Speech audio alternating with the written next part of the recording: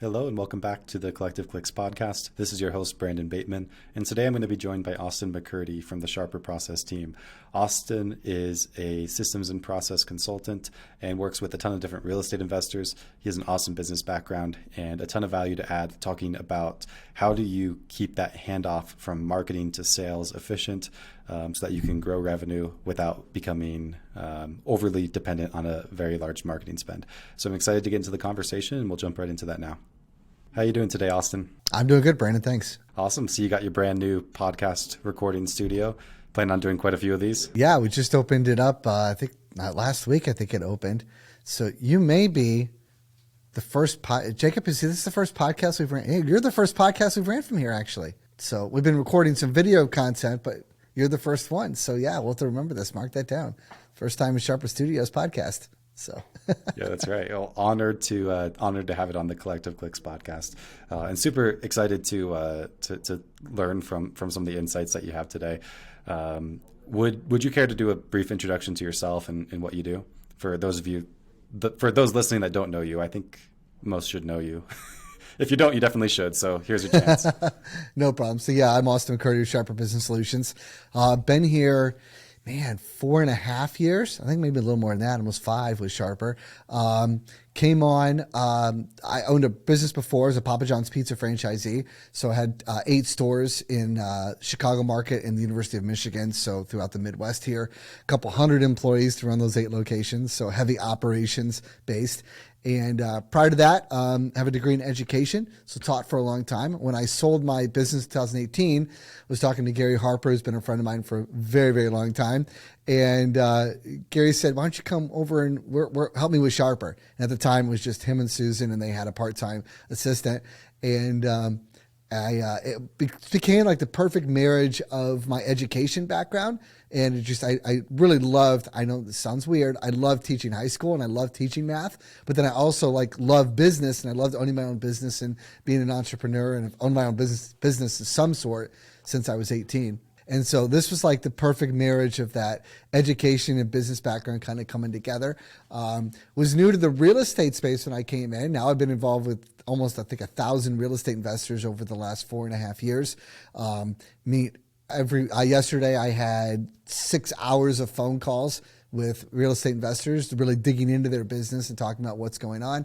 I do that on Mondays and Fridays. And then during the week, I travel and go on site with clients. So actually, after your meeting, I'm headed to Toronto, Canada, Sharper's first international client.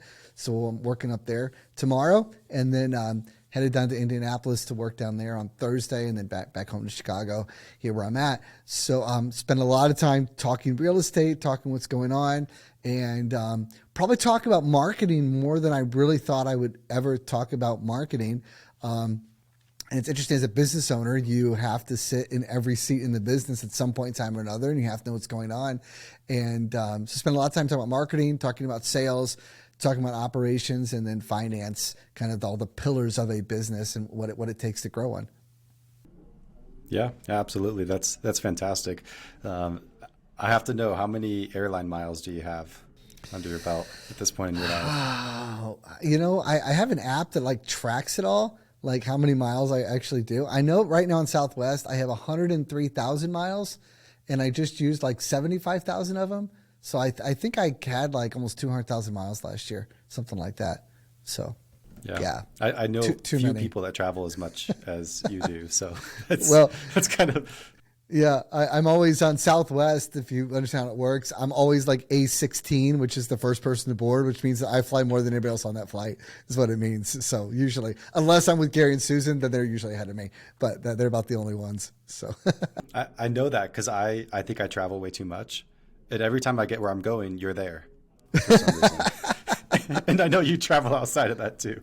So I know you do whatever I do, and a ton on top of that. Every week meet with somebody, and so yeah. Well, that's awesome. I am, yes, like I said, super grateful to have you here on the podcast. Excited to pick your brain about a few things. So as we discussed before the show, we talk a lot about marketing and the operations behind marketing to help monetize it here, just because that's kind of what we're trying to accomplish. Those are a lot of the drivers to grow a business, as you know. Most everything else only becomes important if you can figure out this first part, and that's kind of the name of the game. So, anyways, I'm really curious to hear, because you're spending so much time with investors, both in person and on these calls that you're talking about. What are some common things that you're seeing that, in your opinion, they're not doing right when it comes to their marketing? When it comes to them with marketing, what I find is that, there's not that many marketing channels out there. Everybody is looking for like the silver bullet of what's the newest, shiniest thing out there. I had a guy call me the other day. He's like, can I just have a call with you once a month just to find out what's going on in the market? Like, what are you seeing? What new things are out there? Right? And when we talk about marketing channels, I mean, really for everybody, we've got, TV, radio, PPC, and mail. And I mean, that's kind of about it. Like there's not really much. And I mean, PPC I'd say is like social media marketing. Like those are really your channels. There's nothing else out there. I mean, I can get billboards, things like that, but there's not a whole lot of options. And so I come in and they're looking for that silver bullet in marketing. And really the problem usually isn't their marketing, right? Or they don't like their vendor or something like that. That's usually not the problem. Not saying it's not sometimes. It's usually the next step in the process, which is how that marketing is getting handed off to sales and what sales is doing with it. Often, especially right now in the market, we saw back in like July, as a whole, as a country, we saw leads dip. Things went down, right? We had a little bit of a hesitation in the market for several months, probably the second half of the year into January. Okay. And then it kind of started to pick back up when we got into January again. And all of a sudden now, as I'm looking at stoplight reports, we call them Sharper, right? People's KPIs, the lead flow really isn't the problem, but we're seeing a problem with conversion at the end of it. And what's funny is that, Brandon, you working in marketing, you probably always hear this. They always say, well, if you could give me a qualified lead, I could close it. Right? If I had better leads, I could close it. I find that I work with a lot of people with hiring, and they're always like, well, if I had the right employee, I could make this work. And I look at him, I'm like, if I brought you the Michael Jordan of sales, you still couldn't make this work, right? Like Michael Jordan, we use this analogy. I live in Chicago and grew up in the 90s with Jordan. Jordan was with the Bulls for 6 years before he won a championship. I mean, he was Michael Jordan for 6 years, one of the best players in the NBA, and couldn't win the championship. And you can look at like why, there's a bunch of reasons why, but the fact is the Bulls were a dysfunctional organization, and it didn't matter that when you brought them the greatest player on earth, it didn't change anything for them, right? Jordan went on to play for the Washington Wizards. Didn't change anything, right? You can go on and on from there. So really to say that, what I find is that when the organization is dysfunctional, it doesn't really matter like how good the marketing is. It doesn't really matter like how good that salesperson is. It all has to work together in one team effort, right? All those things have to be firing right into a system to make it work. So I think a lot of people, when you look at your marketing, now it's constantly something that you're adjusting, you're making changes, you're trying to improve better, you're trying to get a better ROI on it. But you also have to look at the next step and say, okay, when these leads come in, how are we handling those leads? What are we doing with them? Are we handling them in the right way? And we can kind of dig into that a little deeper if you want. But instead of looking at the marketing and constantly blaming the marketing, because the fact is this, you're right. I'm terrible at sales. I hate sales. I'm not any good at it. But if you give me the right lead and the right appointment, I can close it too. In fact, my 16-year-old daughter probably could close the right lead, right? Somebody calls in and just says, I want to sell you my house. I don't care how much I want. Here, you can have it. You can close. I can close that, right? But when we get that lead coming in, what is our process and it's really, oddly enough, it's that very next step. A lot of people jump to sales, right? There's a bunch of sales training out there, and they want to train their salespeople. But it's really from where that lead comes in to the time it actually gets scheduled on an appointment, that window of time right there is, my opinion, the most important time of that lead. How fast are we getting to that lead? How are we interacting with that lead, right? Who's talking to that lead? When I first started working with real estate investors, it was often the lead would go to, some guys, their strategy was literally to send it to a voicemail and then follow up from there, right? VAs have traditionally been used. When I first came in, they were using, I didn't know what a VA was. I never used one, but they're sending this lead to a VA. And I remember, and it's kind of become more of a popular concept now, but I remember thinking to myself, like, you're sending this across to the Philippines, for example. And I've been to the Philippines 4 times and visited there and have friends over there, but you're sending this across the world to somebody who's working midnights, right? And, there's a language barrier, there's a culture barrier there, things like that. We're sending all the way over there a lead. How much did this lead cost us to make that phone ring? And I'll put you on the spot. What's PPC lead costing right now on average? What would you kind of estimate it's at? I think I've heard like $300 or $400. Is that about right? Yeah, I would say our average across all of our clients is 220-ish. Okay. But that includes some companies that are like national, for example, and virtual, and that brings it down. And then like local market, 300 to 400 is not uncommon. Yeah. So let's just take the 220. And I know PPC doesn't make the phone ring, but just humor me for a minute, right? The phone rings from a Sometimes lead that, the phone rings from a lead that came from Bateman Collective, and that cost us $220. Right? $220 I had to spend to make that phone ring. Right? What now is happening when that phone is rang with that lead? Who is answering it? What script are they using? How do they sound? Are they familiar with the area? It's funny, I'll meet with clients and we'll be talking about something and they'll say, oh yeah, that's over. And they'll tell me like a geographic area. Like they'll say, for example, and I happen to know this one, they'll say, that's over in Buckhead in Atlanta. Okay. Well, I just happen to know where Buckhead is at because I've been to Atlanta a bunch of times, but I don't necessarily know where Buckhead is at in Atlanta, right? Or if I said to you, it's in Logan Square in Chicago, does that mean anything to you at all? Probably not. You live in Salt Lake City. You would have no idea what Logan Square meant. So point is that you all of a sudden have somebody answering that phone, taking that $220 lead, and that customer says, yeah, I'm over in Logan Square. And that person on the phone says, oh, where's that at? I mean, what do you think the initial impression of this person is? It's like, hold on, I'm calling you to sell you my house. You're a local home buyer, because that's what most people put in their marketing, right? All the marketing stuff here. I'm selling you my most valuable asset, and you don't even know that Logan Square is a section of Chicago? Like, who are you? Where are you at? Is this a legitimate company? All those kind of questions start popping up that you have to start looking and saying, I spent that much money. And then to fast forward, okay, the lead costs $220 to make the phone ring, right? But if it's a closed contract, how much is it worth? $25,000, $30,000. I mean, you could go on. I mean, wherever, depending on the market you're in and what you're going to do with it. But the point is, it's worth several thousands of dollars, right, as a closed contract to you. So you spent $220, but this is a potential revenue for you of $20,000. We'll call it. I think the average wholesale fee right now is $17,500, from what I heard. So let's just say it's $17,500, right? $17,500. Who is answering that phone? What are they talking about? Yeah, and then what is that? Do they know what's happened? Do they know what's going on? Are they empathetic? We're dealing with that right now with emotional intelligence, right, on the phones. Like when somebody says, yeah, it's my mom's house and she just passed away last week. Are we saying, okay, great, how old is the roof? Or are we saying, oh man, I'm so sorry to hear that. How are you doing? Are you doing okay, right? That empathy that's going on. Are we picking up? Is the person who's answering the phone picking up on those kinds of things?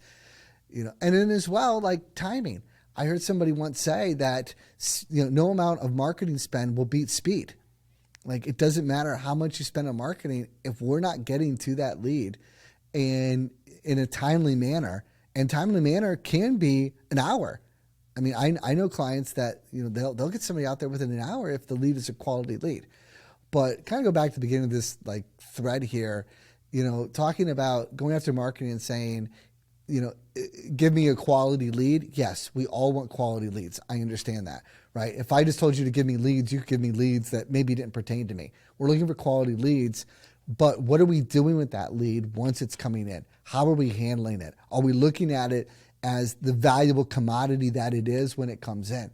That this cost us $220. I used to own pizza restaurants, right? And it was a $10 pizza. And that our requirement, corporate standard, was that the phone had to be answered in 3 rings. My standard was 2 rings because every time that phone rang, a ticket average might be $20. That was worth $20 in revenue to me. And what did it cost me to make that phone ring? I'm not sure. It's a little difficult. We talk about that, how to measure that. But it didn't cost me $220 to make that phone ring for a $20 sale. It probably cost me a couple of bucks. But our urgency was we answer in 2 rings. I remember looking at when I bought some of my stores about existing, and I told them, we answer the phone until the store closes. We didn't stop answering the phone early. We took orders until we closed. I said, if you stop answering the phone, you're fired. You can just go ahead and leave your key on the counter because I'm on my way. My first year in business, my first store was the fastest growing store in the country. And corporate called me and they're like, what are you doing? What kind of marketing channels are you using? We're talking about marketing here. Right? They figured I was using some kind of a new marketing channel, some kind of new marketing strategy, something was going on. And I told them, no, I'm answering the phone. And they're like, what? I'm like, yeah, the previous employees and management, they weren't answering the phone. I didn't spend any marketing for 3 years. All we did was work on operations and answering the phone what came in. Now, to say that, we were part of a national franchise. They had marketing going on at a national level, and we just kind of lived off of that until we got to the point where we felt operations could handle it, and then we started ramping up the marketing, and we started looking at marketing channels. I was the first franchisee in the Chicago market to advertise on Facebook. To actually buy Facebook ads. Nobody had ever done it before me in the Chicago market. And actually corporate really discouraged us from doing that because, and it's funny because it kind of ties back to this, they discouraged us from doing any kind of social media marketing because if we didn't respond to it fast enough, it would hurt us.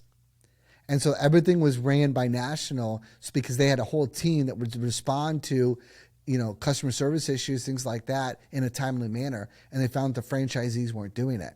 So actually, when I went to start my own Facebook page, they called me and they were like, we need to talk to you about this. This is not really a good idea. And they told me how do you have a team of people? Do you have somebody that's going to be responding to this? Because if you don't, it actually will hurt you. And so back to this, as they're investing money in marketing and with you all, it's how are they handling that lead? I don't know how many stories I've heard where a marketing company or lead gen company will do marketing in one market and they won't have any results. And then another customer in that market will take that marketing channel and all of a sudden they'll have results. Exact same marketing company, exact same marketing spend. One has results and one doesn't. It's well, what's the difference? Well, it's the operations of what's going on, right? It's the people in that organization. So I don't know if we got off topic or not, or where we started at this thing, but anyway, we can jump into something else, or if you have a question about what from there. So, but you got me on my soapbox, Brandon. No, I appreciate your soapbox. It got me thinking. I'd love to go over some principles that we teach our clients. I'm kind of curious to hear your thoughts on the actual implementation of these, because these sound really simple, but making a company actually do it effectively is, I think, really difficult. So this gap you're talking about here, between when the lead comes in and when the appointment is had, is where we see most of the issues with our clients pop up. Right. So we have 3 principles around that. The first one is urgency. You kind of talked about this. That's a great example of urgency is 2 greens, not 3. Right. That's kind of what you were teaching your team when you had the pizza restaurant. A good example that you mentioned also is maybe an hour until the appointment. One thing that we teach our clients to focus on is the time between when the lead comes in and when it is called, because a lot of times these are form submissions. You will get inbound phone calls through PPC and Facebook ads and SEO, but you'll also get a lot of form submissions. And a lot of people find it harder to reach out to leads quickly after they come in than they do to answer their phone, because I think, frankly, if the phone's answered or not is really easy to measure as a business. How long it's taking you to get to the leads is a little bit less of an intuitive metric. But to share with you some of the challenges that we have with our clients, we find that the business owner's perception of how quickly they're getting to the leads versus the reality, there's often a huge gap between those, because so many of the companies that we work with, the way that they measure this is they ask their team, are you getting to the leads quickly? Our benchmark for our clients is 60 seconds or less when a new lead comes in. And so we ask them when we're talking to them on calls, well, how quickly are you getting to the leads? And they'll say, well, 60 seconds or less is what I told my team. I asked them if they're doing it. They say they're doing it. And then we'll spot check a few of the leads, and we see 1 hour, 3 hours, all these horrible response times. So there's that gap there. And a lot of people just really struggle to get it done. They know they need to do it. They communicate to their team to do it, but they don't actually succeed. What advice do you have for those people? There's this statement that's it's not original with me by any sense, but what gets measured gets done. If you are not specifically measuring, like on a daily basis when it comes to something like that, like how fast they're answering the leads, they're not going to, right? If you're not, to your point, spot checking things with them, if you're not looking each day and saying, okay, how many, like I would measure something like that, like how many leads weren't responded to in 60 seconds. That's a KPI, right? If it's greater than 0, that's an issue, and we need to find out why. So I think right off the bat, like you've got to measure that stuff on a daily basis when it comes to like the marketing stuff. Now, not marketing, but that answering the lead, getting back to the lead, how fast are we doing that? Don't just assume that, well, I told them and they're going to do it. Gary Harper, who works with me, has a statement he always likes that it's people hear it the first time, the 7th time, right? And you can tell them 7 times, but at the same time, if you're not going to measure it, it's not going to happen. If you're not going to look at them and put a scorecard, one of the things we come to work with a company is we start putting in what we call a stoplight report at a leadership level. And then we start working our way down into departmental stoplight reports. I was just with a company, and now we're met with them last week, and now we're building out for the quarter stoplight reports for each division that we're going to measure on a daily basis. What are they doing like that? I have one of our companies that I own that they had an issue they weren't with something that was going on internally, and I put a daily measurement on them. Every day they have to report to me on that measurement and how well they're doing with it.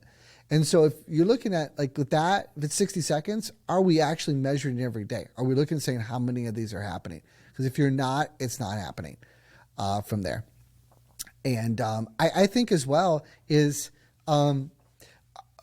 what I found with when your team is working on something, we set a standard at something, they always feel like it's too short of a period of time, right? Like, really?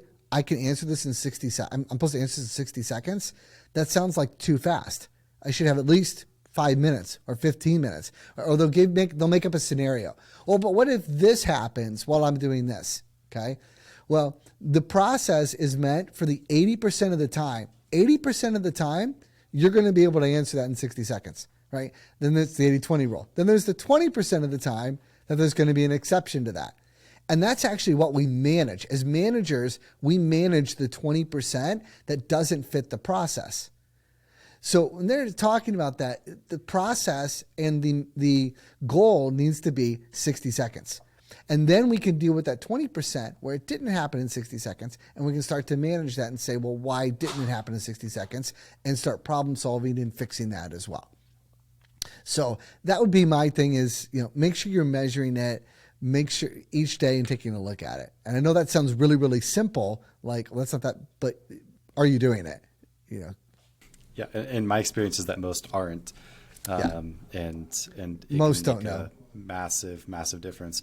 I'm going to give you an objection that I don't believe, but someone just told it to me yesterday. So I'm going to pass it on to you and see if you can answer it better than I do. What they said is, well, my salespeople are all commission and I have good salespeople.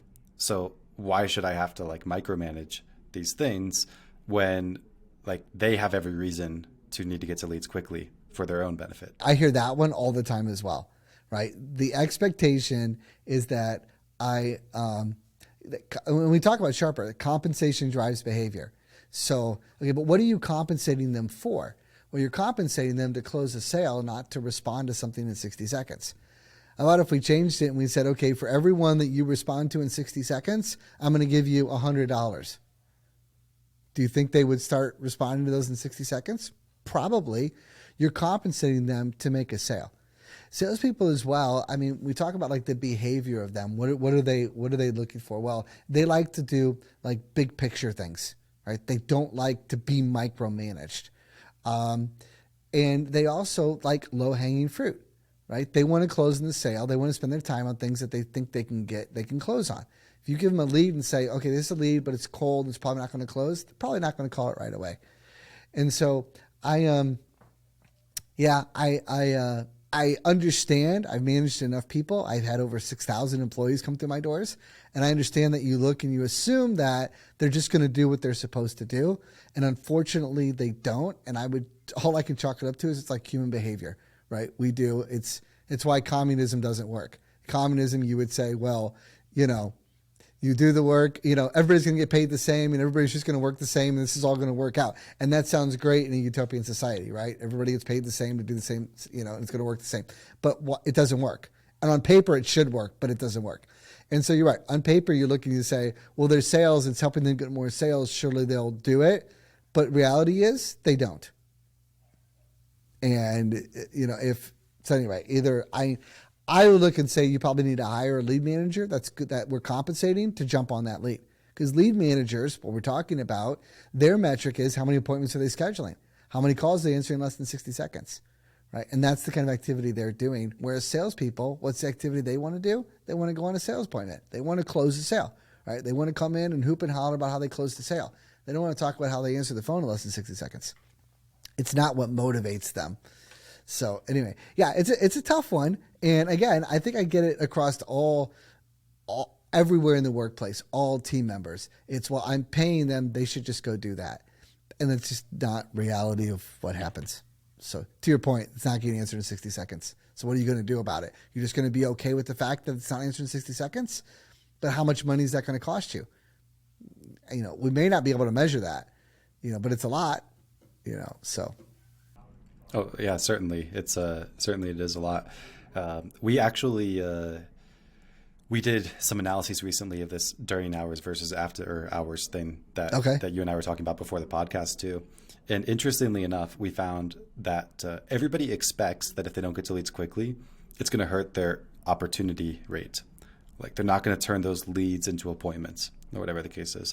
What we found actually is it really hurts that indeed. Like you do get a lot less, you'll get a hold less people if you respond slowly. And they're less likely to want to set appointments if you did get a hold of them. But also on top of that, we found that the rate of closing the appointment was significantly lower. Like assuming you still got the appointment, it was taking the client that we measured this for 3 to 4 times more appointments to get to a single contract for the leads that they got too slowly versus for the leads that they got too quickly, which I thought was really interesting. That is interesting. I did see a metric. It was on an airline. They didn't say which airline it was, but they found that when they answered the phone, I forgot what the timeline was, but whatever it was quicker than what their standard was, that the customer was actually willing to pay 17% more for the flight than if they took longer to answer the phone.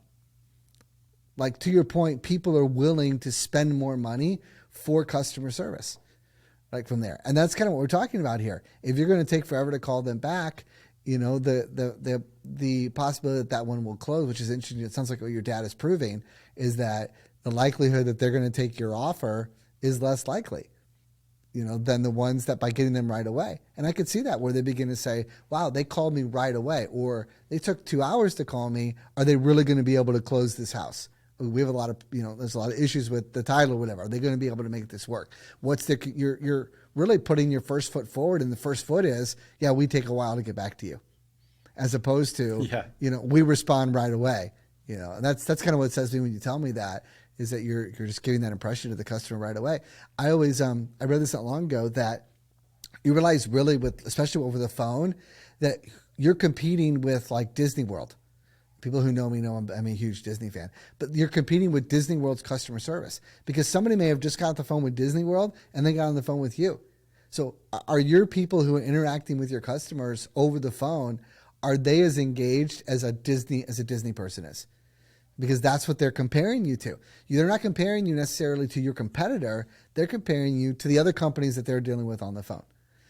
So you really have to raise that level of customer service to whoever is setting the bar for that. Whether it's, what is it? Discover, credit card that talks about that. And it's like a little commercial that kind of jokes around about that. I'm talking to a live person. This isn't a robot. No, this is a real person. Like things like that.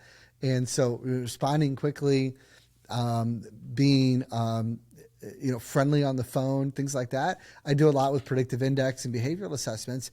And what we find is that a lot of times we'll put a salesperson on the phone, and an acquisitions rep is more dominant than they are social as a whole, right? They're there to win, to get the deal, right? Close it. They're hunters. So they're more task or goal oriented than they are people oriented. Okay. Whereas customer service reps are more people than task oriented. They're more concerned about how's this person feeling? What's their experience with us as a company? And when you put those two people on the phone, the one that is the more dominant actually doesn't do as well on the phone as the person that's more social, because the dominant person sounds very robotic. They don't sound empathetic. They just sound very much like, how much you think your house, how much you want for your house, how's the roof, how's this. Whereas the more social person is more like carrying on a conversation. How are things going? What's this and that? What are your plans to move out? Like, there's things that are happening in that conversation that are more empathetic. Man, I'm really sorry that you're going through this bad situation. Things like that. It's one of the reasons why, I don't do well on the phone. I get pulled into sales occasionally in Sharper for some questions, but as a whole, our salespeople in Sharper are more social, more people than task oriented, because all of our sales are happening on the phone, and we need them to sound empathetic and social and carry on a conversation, not just task-based, this is what you need, and this what getting information from them. So all of that's playing a part in that. And you're right. I mean, again, you're in the we're talking about marketing today, but once marketing is done, what is the next step? And are we really? Most people aren't focusing on that step and aren't paying attention to it. Yeah, absolutely. I think there's one other thing too, especially when we're talking about the kind of leads that we generate. Beyond just the experience that you give them, there's a really good chance that if you're not quick, they've already had their heart set on somebody else, because there could be a lot of people that get that lead. Right? If someone's doing a Google search, they're going to have no hard time finding wholesalers in Chicago. They're going to find a lot of wholesalers in Chicago. And if one doesn't answer the phone, they'll move right on. And you might still get a hold of them later, but at that point, maybe they've already talked to Austin on the phone and decided, this guy is the guy that I want to work with. And they're still going to entertain other stuff because, they're logical people. But at the end of the day, they feel like they want to work with Austin. Yeah. They made a connection. They made a connection with me first.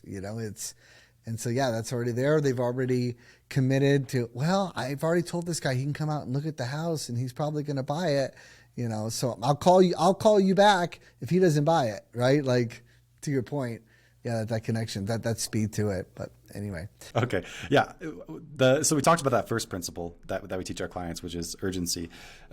There's another one. We have 3 total. This one's usually the third, but you brought up something that kind of, is along these lines, and I'm really curious to hear your opinion, because the whole concept of should you have a lead manager in between your marketing and your appointments, or should that go directly to acquisitions, is something that a lot of our clients ask themselves.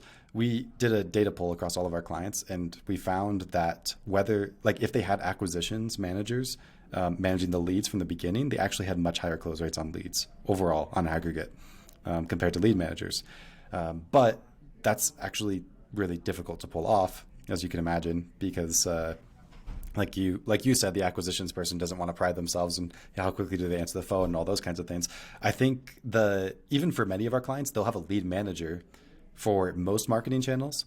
But when it comes to search marketing channels like PPC, for example, where you can get a large percentage of your deals even on the first phone call, and where if the leads do contract, they tend to contract very fast. A lot of our clients would prioritize having someone who can be a closer on that initial call, so that they can basically, especially considering this lead probably submitted 5 forms online, they're going to be called by a lot of people. You want to get kind of your best person on the phone immediately to kind of convince them to not talk to anybody else in order to keep that process rolling. But I'm curious what you think about that, because we have clients doing well both ways.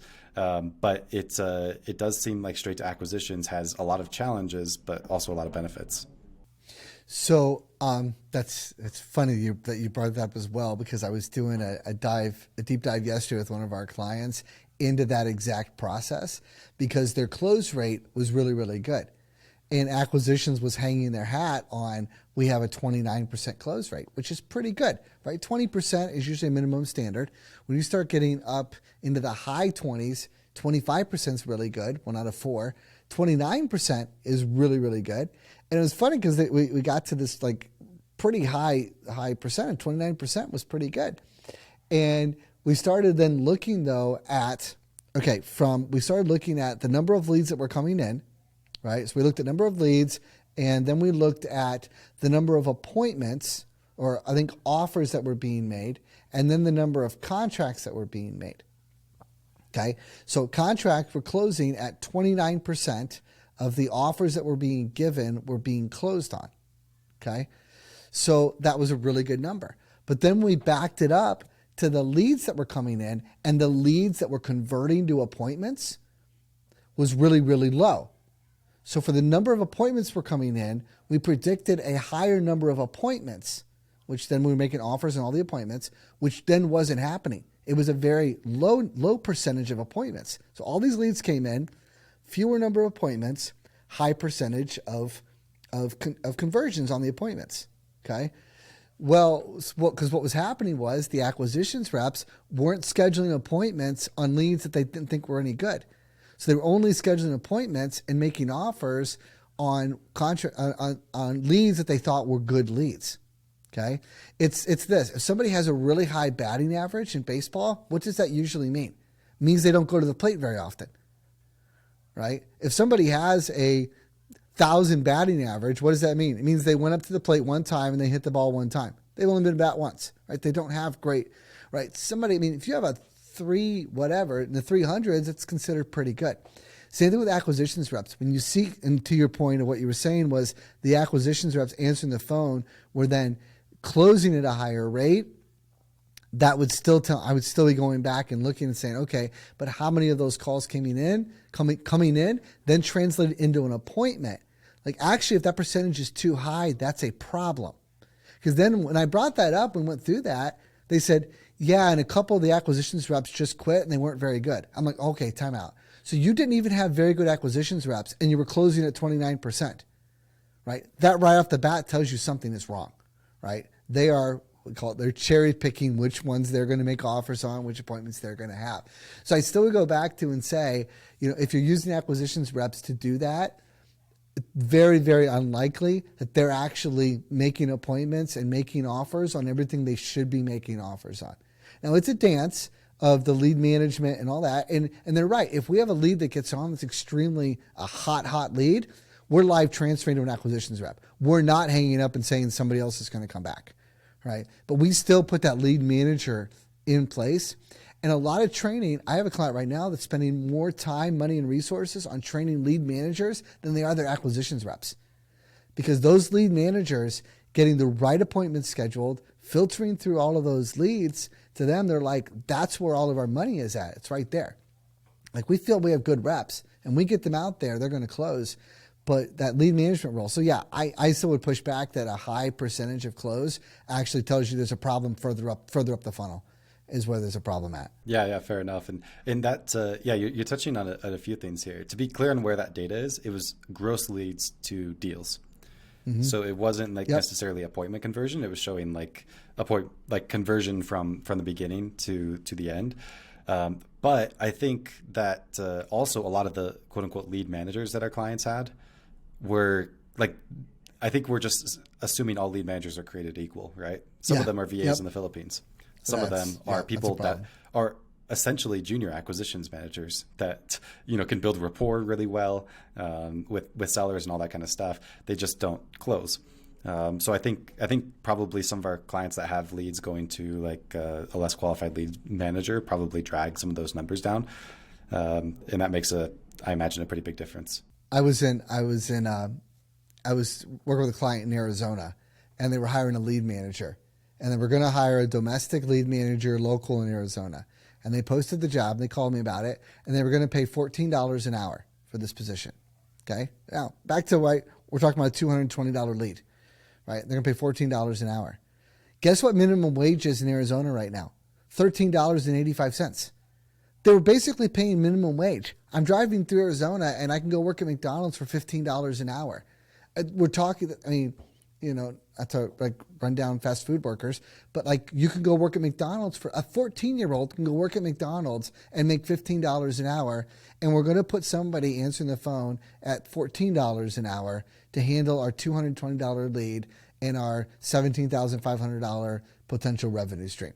Is that really who you want, to your point, is that really who you want to hand this over to?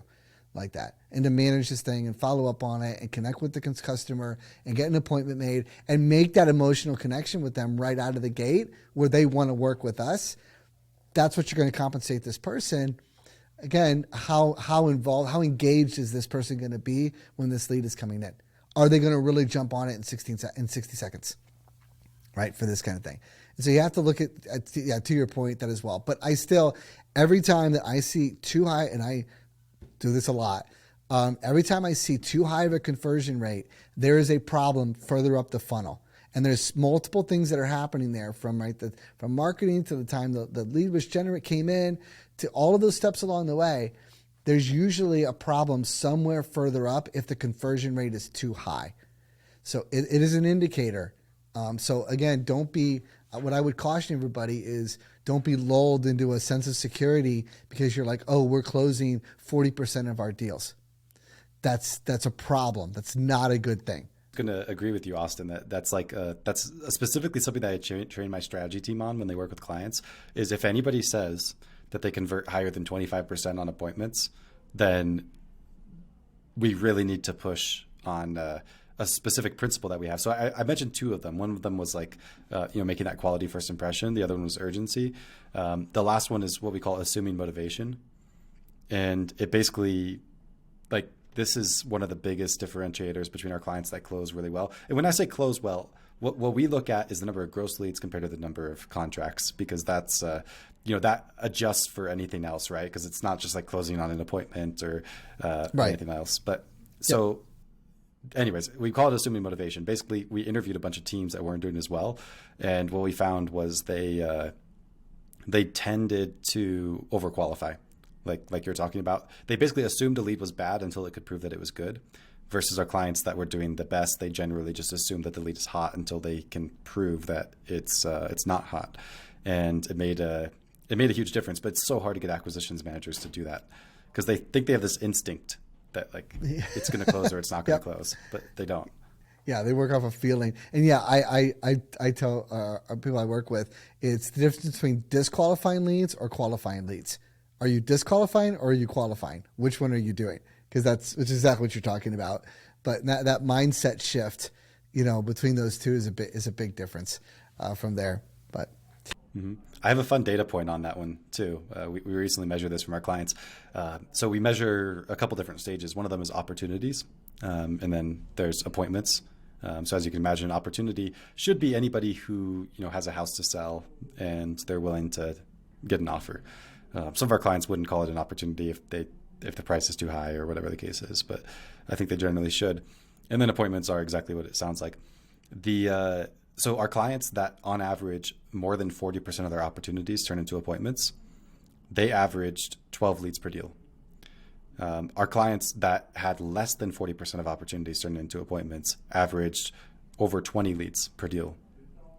And the clients that did greater than 40% opportunity to appointment rate, they ran 4 times as many appointments, yet they did twice as many deals, essentially. So I think that's evidence that it's not like their leads were just better necessarily.